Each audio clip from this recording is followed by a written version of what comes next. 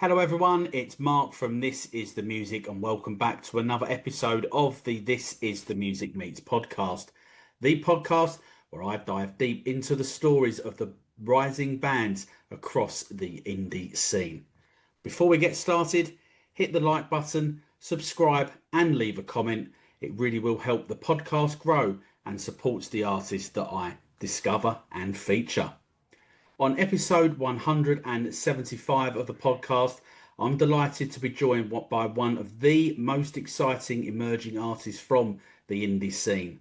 A band who have already racked up over 1.4 million Spotify streams. They've signed a record deal and they are just weeks away from the release of their debut EP. It's none other than the brilliant The Cases. William, Hello. I should say, sorry. Welcome along to the This Is the Music Meets podcast. How you doing? I'm good. Thank you for having me. You're giving me facts that I didn't even know then. 1.4 million streams is a bit silly, like I've never counted them.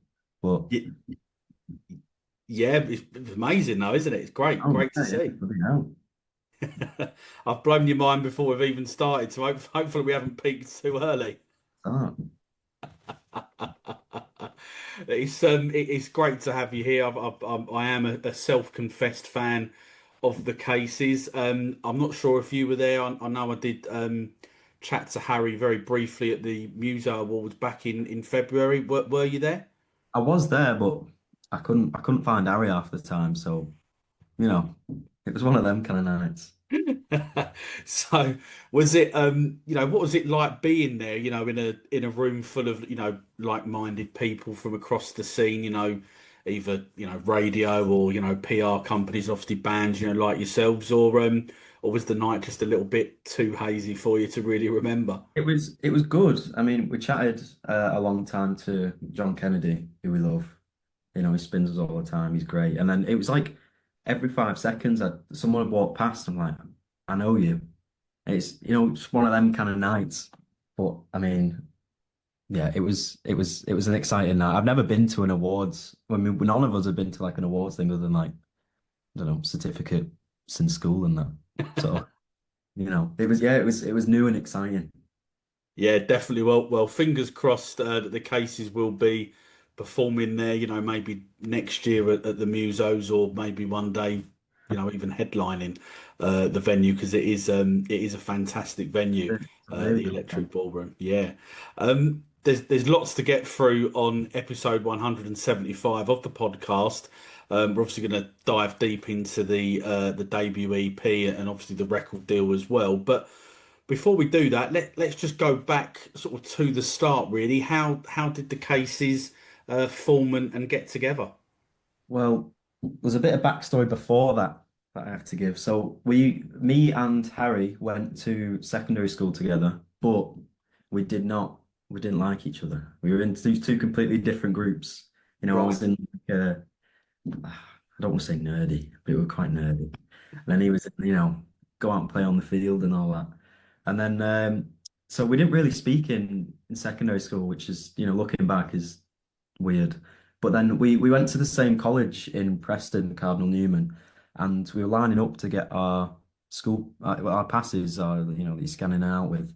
Um, and he'd spent the whole summer working away doing sound and lighting, with one of his mates. So he'd like really matured. So I was like, this is a new. It's like I'm not even speaking to the same guy, that I knew. And from then, because we were in the same music course, so we sat together and we were inseparable. I don't think I've not seen him for like every single day since that day. So, love him or hate him, he was. I had to be with him. And he doesn't live far from me because obviously we went to the same school, so we live in the same village. So he'd come round and we'd just play like covers like Paolo Nutini, Oasis, because we kind of shared the same music interests like Beatles, Stone Roses. And we thought, you know what, we'll write some of our own tunes, not thinking anything of it. And we had a drummer at the time, just filling in. Did a few pub gigs, not, I mean, as you do when you start in a band.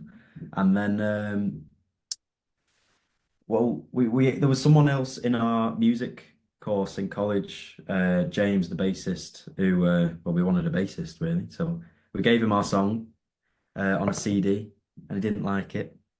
But then a few months later, he joined. He joined reluctantly, but then he kind of brought like the proper side to it. He got us our first proper gig at the Ferret in Preston, which I think we played God knows how many times. Love that venue. Um, and it just really set off being a proper band. And then our drummer at the time left because he'd achieved everything he wanted to achieve in a band. He'd played Manchester Club Academy, which proved his grandma wrong. Um, that he could play a gig in Manchester. Um, and then me and Harry were in the pub, drinking our sorrows away like you do when your drummer leaves. And then we saw Matt online playing a Stone Roses cover. I can't remember what Stone Roses cover it was, but it was good. So he was in a band at the time. And we asked him if he wanted to join ours instead, and like promised him the world, which we couldn't offer at the time, but we made up for him.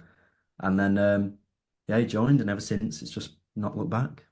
Wow, wow, an amazing and very interesting backstory there, because it sounds like the band, the cases may never have might not have even happened. Mm. Really in talking about the relationships there, sort of in the between yourself and Harry in those very early days. But obviously, 2022 was obviously your first release as a band, but I guess really it's probably been over the last sort of 18 months to 2 years where that momentum has really built for you. Um, Say, obviously you're just given the backstory there, but and obviously I said in the intro about the Spotify streams of being over 1.4 million.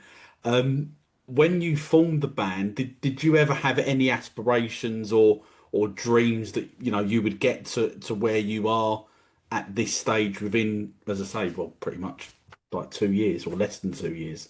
Definitely not. I mean, we looked up to a lot of bands in the Liverpool, Manchester area, and we never thought we'd even. I mean, they're at like even below where we were now at that point. But then we never thought we'd achieve anything really.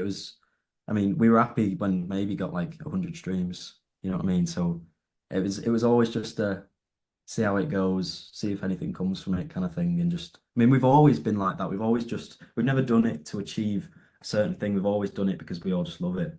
So, I mean, the rest is just added on.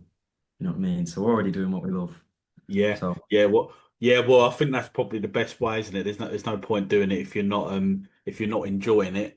well, exactly. But was there ever a point as a band where you sort of like thought, oh, do you know what, either like when the streams were, you've seen them building up, or maybe a gig, or maybe there was just a song that you'd learned, or sent round in your WhatsApp groups, or however you send your demos round to each other. Was there ever a moment in those sort of early days and you thought, yeah, do you know what? We are actually, pretty good at what we're doing, and there's something here for us to keep building on. I want to say when it was like December 23, 24, it might have been 24, December 24, when we'd released Just Like You back in September. And then I think it was doing all right on streams. And then suddenly in December, I think we had a video go, I don't want to say viral. It was well on TikTok. And all of a sudden, streams just went off massively, and I was obsessed. I was showing my mum, my dad. I was like, "Oh my God, look at this! Look how we've just got yes." And yesterday we've got out, more than we've ever got, and it was just from that moment it was like, right, okay, let's do the next one and let's see how we can improve it even more. And I mean, for me, that's I think when I was like, yeah, let's get it. Yeah, definitely. And sort of then let's sort of, how could I describe this really? I guess the band sort of like sound, in terms of you've got a great mix of sort of like that indie rock energy, you've got massive hooks, and I think there is a swagger in there as well. I know you sort of mentioned a little bit about your influences, when you first started jamming with Harry, but was there anybody else from an earlier age that sort of got you personally into music, Will? Um, not re I've not really got a musical family. I mean, my granddad plays trombone or trumpet in like the brass band, but I've never watched him. I don't think he's in it anymore. But no, I mean, I only really got into music when I started secondary school and actually started music classes. And we were kind of like forced to learn the piano, everyone. Like just for like doing like Twinkle Twinkle Little Star or like the Emmerdale theme tune or whatever it is. Uh, everyone else was playing machine gun sounds and DJ sounds, but I really got into music through that. And a few years later, I started learning the guitar because my cousin had one. And I didn't even know how to play it. I liked the feel of it, so I just wanted to play it. So that's really how I got into music. And then, but actually listening to music wise, I got into music from Guardians of the Galaxy 2 because it opens with Mr. Blue Sky from ELO. Yeah. And then ever since then, that has been my favorite band of all time. And I don't know, just the arrangements and the musicality of it and the guitars and everything. It's just I became obsessed with it, and I've loved them ever since. And that got me then into the Beatles, and then that's all rabbit hole. So you know what I mean? You know how it goes. No, definitely. Well, what a sort of, I guess, a good rabbit hole really to go down. You can't really go much wrong with those artists there that you obviously you just mentioned. But let's talk then about the self-titled EP. It's set for release on May the 29th. Congratulations on it. I've been very fortunate to have heard it, and it is a brilliant EP. We'll come onto the track listing in a minute. But first of all, as a band, why did it feel like that now was the right time to release like a full body of work as opposed to what you've been doing so far, which is, singles, every couple of months? Well, I don't know. We've done singles for so long that I suppose when we went into the studio just to record 4 songs because it made more sense money wise to do it all in bulk. We towards the end of it, it was like these songs actually have like a. We didn't write them intentionally to have like a story around them, but it kind of just fell into fell into that way. Um, so an EP just made sense, and we'd done our last single before we recorded it was Where Is It That You Want to Go, and that just blew us out of the water even more going into festival season. I don't know. I suppose it just felt right to do it as an EP, and it was exciting. It was something new um, to work on a whole body of work rather than just a single. You know what I mean? It's 4 more singles. It made sense at the time, and it still does, I suppose. So And anyway, yeah, and obviously the EP has got 4 tracks. I know at the time that we were recording this that you haven't officially, well, you have kind of announced it, but not officially announced it. It's obviously got 4 tracks on it. 2 previously released singles in Mr. Penny and The Curse. And you obviously got a couple of new songs on there as well called She Said and Romantic, which you've been dropping little highlight clips on your socials and all of that. Um, how excited are you then, really, I guess, to be, releasing, a full body of work? it's really exciting because I mean, like I said, it's the first time we've ever done it, so it's completely new to have like a set release schedule so like close together because normally it'd be a single then a few months apart and then another single a few months apart and then it's been like 8 weeks between 6 weeks or 8 weeks and it's really exciting to see the growth Spotify wise as well and how that's helped us. And obviously we wrote these songs back in September 24, so they're very old and a lot. I mean, we've been posting them on socials for God knows how long, like a year and a half. So I mean, I'm sure the fans are dying for it. So, I mean, it just makes it more exciting to finally get them out. I mean, they've been recorded for over a year, so I've been listening to them just on my phone, for that long. So, it'd be nice to listen to it on Spotify instead. You're not sick of the sound of them yet, then, no? We'll see you in a few months. And was there any other song, you mentioned there that you obviously recorded all four of them at the same time because of the cost, which is, totally understandable. I think people are getting more and more of an understanding of that, of how that does cost now for, for emerging artists. But was there any other songs that you'd maybe considered, or was it they were we decided we want four songs on the EP and we feel these are our best four songs? I think we went in with those four specifically. Um, she said we took in as a completely different song. It was a lot slower, and it didn't have. I mean, there's like I want to call it like a hook kind of synth in it, like plays throughout the whole song, and it's that wasn't there either. That was our producer's idea. He just changed it completely. We wanted it more upbeat, and we'd only written it a few weeks before as well, so it was. Yeah, we didn't. I don't think we had any other catalogs to take in, so it was either that or nothing, to be honest. We're doing all right on catalog now, but at the time, we only had them for. And kind of like then with the EP, where does that sort of, or how does that represent sort of where the cases are at the moment in terms of your creativity? Ooh, I mean, creatively, it's. I'd like to think we're a lot more creative now because it was written so long ago. It was like a snapshot in our lives at the time. Like me and Harry had just split up with our girlfriends of like 2 years. So that whole September, the songs we wrote in that, I mean, these four was like a little snapshot window into how we were feeling at the time.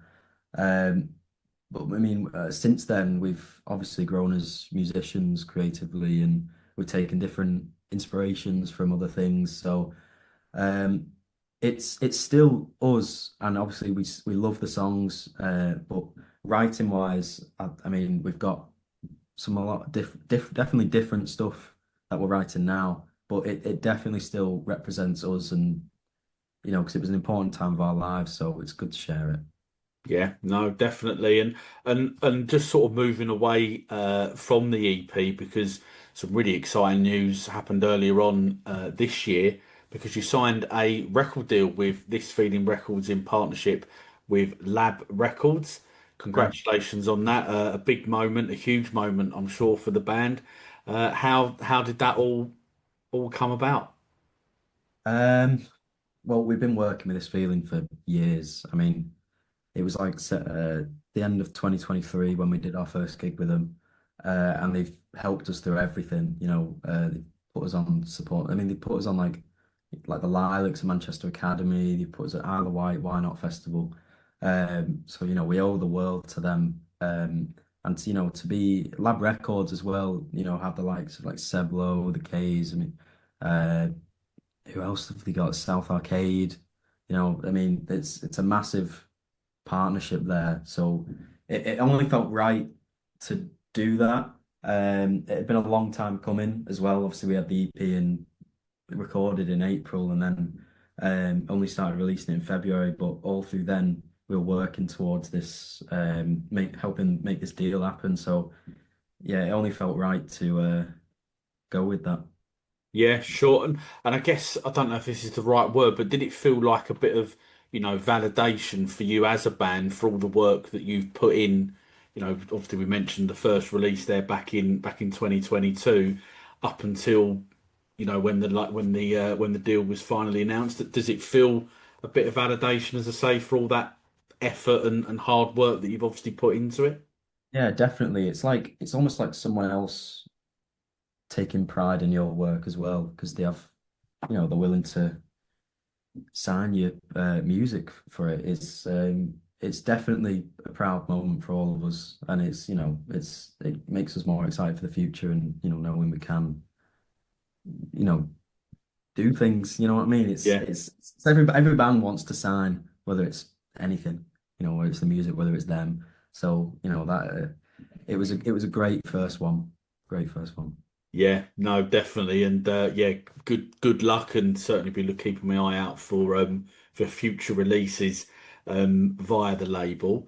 The indie scene certainly to me at the moment feels sort of like really healthy. There's obviously a lot of bands and sort of solo artists that are really making a big impact at the moment. From your perspective, Will, sort of as a young band coming through and obviously taking getting onto the next ladder, so to speak, with that record deal. How exciting for you does the indie scene feel right now? Very. I mean, there's so many bands who are coming through, especially with like Arcala, Quayside, Cherry Hole, Guest List. I mean, since Oasis especially, I mean, guitar bands in general have just been on the up. It's there's so much coming through and there's such a variety. I don't know when there's been this much variety. I mean, just to be involved in it is exciting. So I can't imagine, the amount of choice people are spoiled for just listening to it, and like coming out of London as well as like there's Keo and there's people like that, and then there's Ireland. Jesus Christ, what coming out of Ireland? There's some kind of there's factories over there making them. So I think it's really exciting just to be able to be spoilt for choice of options of people to listen to at the minute upcoming. Yeah. Do you also as well, and without naming the very famous DJ for a radio station who constantly says that there's no bands coming through, there's no artists coming through. Obviously, you listed quite a few there that are. Do you do you find that personally like really frustrating when you hear comments like that? Because as I say, you've just reeled off some bands that are making a big impact at the moment. What what would you what would you if you was ever in a room with that person and that comment was said, what would your response be? I know probably putting you on the spot a little bit there and maybe being a bit unfair, but what's your opinion on that, shall we say?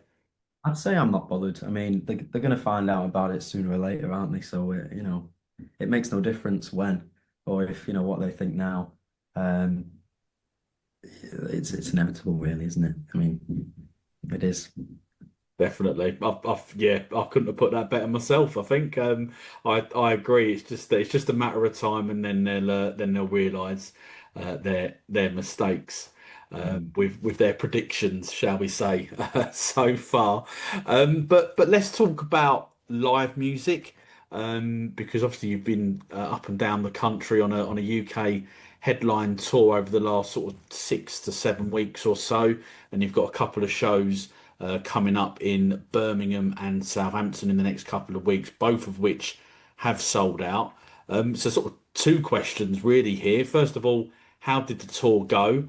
Those earlier dates, but also as well, how excited are you to be getting back out there into Birmingham and to Sheffield over the next couple of weeks? Well, the tour's been great. I mean, London, the first night of the tour, first night of any tour we've done, just really surprised us. It's like to be so far away from home, just at the bottom of the country, and people are singing your songs back to you. And I mean, the same with Edinburgh and Glasgow. Like, I think we've done about 4 gigs in Scotland altogether. So it's so weird to have people coming to your gigs and singing your songs then. I mean, Gorilla in Manchester was just, I think, probably my favorite gig ever because it's our biggest ever headline, and didn't feel real, to be honest. It didn't feel real to have that many people there, and then obviously we've got Birmingham next and Sheffield, which are pretty big indie cities, I'd like to think. So I'm really excited for how they're going to go down. Yeah, sure. And are you the sort of band that rehearses everything down to the second when you're on there, or do you just like, a little bit of chaos and maybe like it being a little bit unpredictable for you when you're playing live? I like to think we leave some of it up to chance. I mean, uh, I don't want to toot our own horn, but we're very well rehearsed. I mean, we go in 2 or 3 times a week, 4 hours each, and just play the set, play the set, play the set. I mean, if we've got a gig coming up specifically, we'll play the set, time it. Harry will do his talking bits in the middle, but then we don't really rehearse, everything down to a T what we do. It's nice to have a bit change over the nights, and whatever comes. You know what I mean? I feel like that keeps it fresh and exciting for everyone watching. I like to think as well. It's not like a play where you know exactly what you're expecting. Or it might be as good. I don't know. I don't know. Definitely love that, and obviously still sticking with the live music sort of questions. Obviously, festival season is near enough here now. The Cases have got a very busy schedule with appearances at Isle of Wight, Why Not Festival, Truck Festival, Noisy Weekender, Munro Festival, Larking Out, and 110 Above Festival. I think that's everything that you've got this year, or so far, I should say. How much are you looking forward to the summer? Because there's some fantastic, well-known festivals that you're going to be playing at.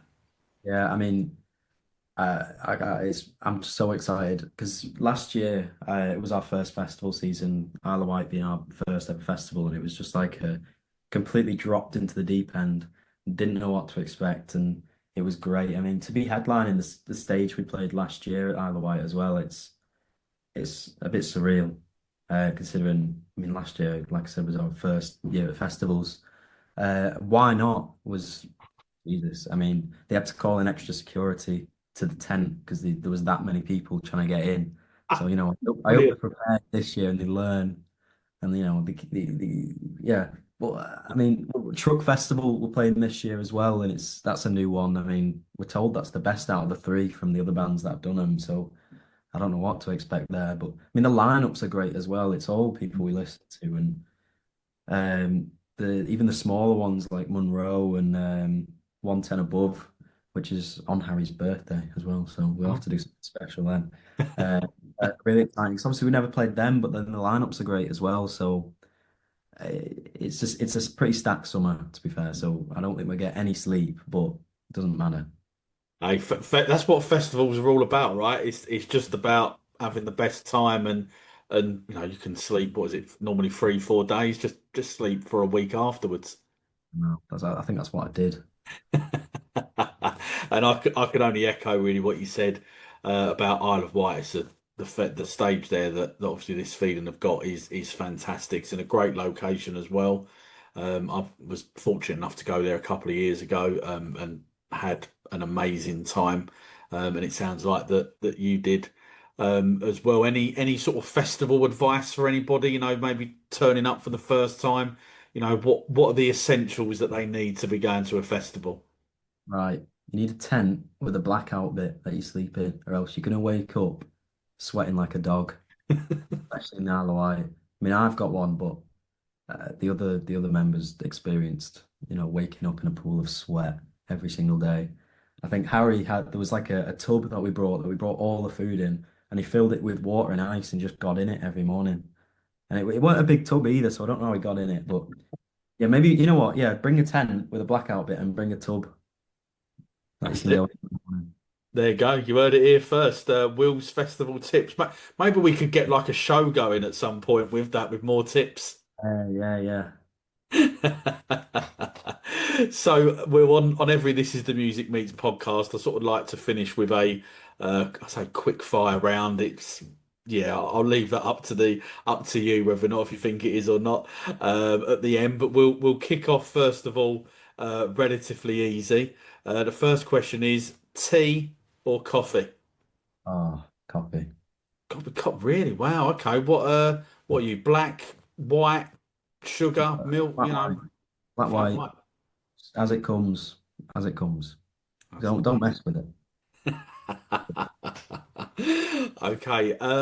Being in the studio, or up on stage? What's your favourite? A bin, like it's something you put rubbish in. No, sorry. Being in the studio or being Oh, up on oh. stage. Sorry. Ooh.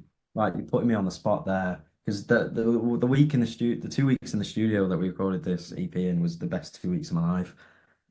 Oh, but you can't. I'm gonna have to go on stage. I'm gonna have to go on stage. Yeah. Is there any particular reason for that? Well, I wouldn't do it if I didn't love it.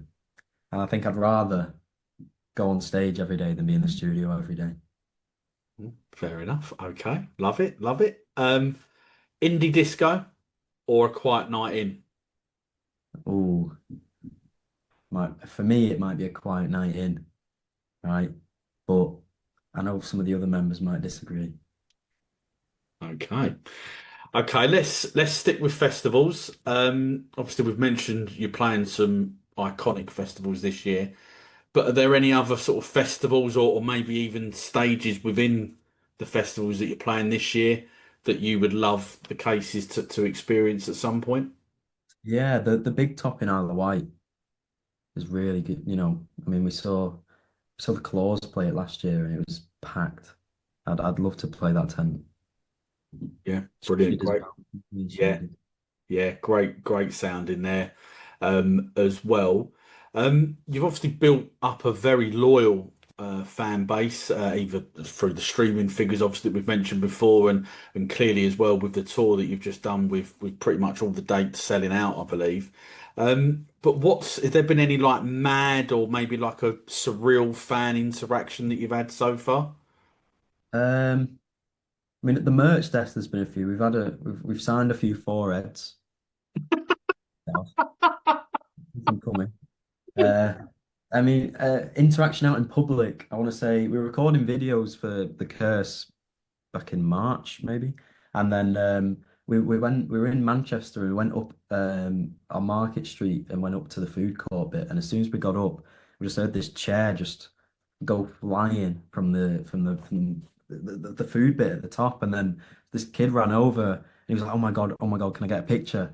And he was like, "Wait, can I go pick up my chair first?" And then everyone was looking. I was like, yeah, you can get a picture. And that was I think that stuck with all of us, to have someone. So I don't know how excited to see someone I'd have to be to flip my chair to go and see him. So, it means a lot. Yeah, definitely. Wow, what a moment. I'm still trying to work out why they were asking you to sign foreheads. They had them tattoo. I've I seen hope they some people. didn't. I hope they didn't. But I mean, I don't know. I don't actually know. I mean, there's things like phone cases which I get. I mean, the Mm. back of the hand. I mean, yeah, it does rub off. I never thought about that. I don't know why. I'm not bothered. But well, the next gig, I don't know what that show was when you did that, but maybe yeah, next time we'll have to keep an eye out, see if you recognise them, see if Newcastle. there's anyone walking around with a tattoo. It was in Newcastle, so I'll watch out when I'm in the tune. There you go, there you go. Okay. Um, if somebody is discovering the cases for the very first time after listening to the latest This is the Music Meets podcast, what song should they go and check out of yours first and why? I'd say Mr. Penny because I mean it's been a fan favorite for ages, and it kind of sums up us musically. It starts massive and then it's got this bridge where it kind of spaces out, and I have a pretty cool solo in it as well, so you should listen to that. Brilliant. That's a great choice, I have to say. It's a fantastic song.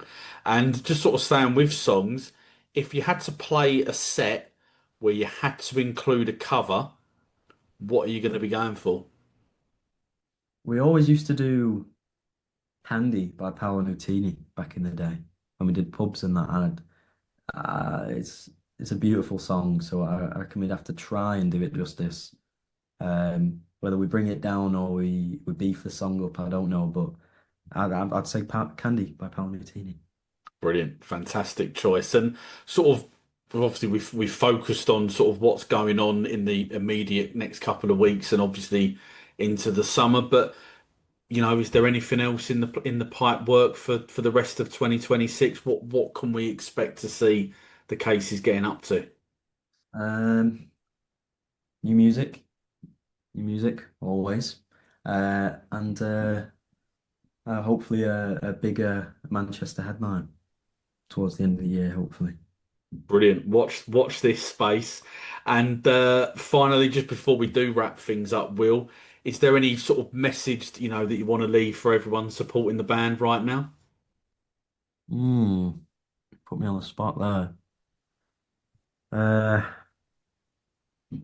don't mess with your coffee. Have it how it is. Smile. Brilliant. Love that. Brilliant. Brilliant. Look, Will, that brings us to the end of episode 175 of the This Is the Music Meets podcast. Thanks so much for coming on and sharing the story of the cases so far. It's been a great journey for you. And good luck with everything that's going on, that's coming up in the next couple of weeks with the EP, and then obviously the festival season as well that we mentioned. But before I do let you go, can you just let the This Is the Music listeners know where they can find the cases on social media? Find us on Instagram at the Cases Official, TikTok at the Cases Official. I think we've got Facebook, we've got an X, uh, YouTube, Spotify, obviously, Apple Music, all your streaming services. I mean, even your nan could probably find us if she looked hard enough. So you'll run into us whether you like it or not. Brilliant. You sure will. And look, I will put those links in the episode bio to make it a little bit easier for everybody. But look, Will, thanks again for coming on the This Is the Music Meets podcast. It's great to meet you. And look, as I said before, good luck with the EP and all of the upcoming gigs and the festival season. I'm definitely going to be keeping an eye out for the cases throughout the rest of 2026 and beyond. Good luck with everything, and thanks very much for coming on the podcast. Thank you very much. Thank you for tuning in to episode 175 of the This Is the Music Meets podcast with the cases. If you are new around here, hit the like button and subscribe, and it would be fantastic if you could leave us a comment, as it will really help the podcast grow and support the bands and artists I feature. Thanks for tuning in, and I'll see you very soon for another This Is the Music Meets podcast. And remember, the future is bright. The future is indie.